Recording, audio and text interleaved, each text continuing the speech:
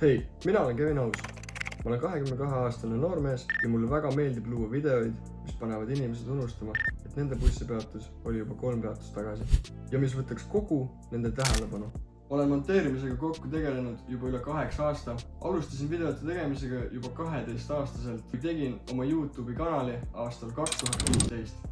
Tõsisemalt hakkasin ma monteerima kuskil 14-15 aastaselt, kui ma avastasin enda jaoks Adobe Premiere Pro.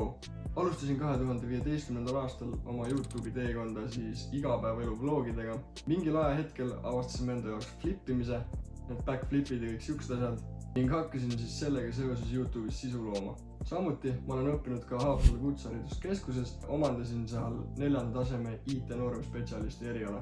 Multimeediat ja videotöötlust kui sellist puudutasime ma koolis küll vähe ja kõik, mida seal õpetati, oli mulle niikuinii juba ammu selge. Kuid teadsin juba siis, et videotöötlus ja loovus on see, mis mind tõeliselt kõnetab.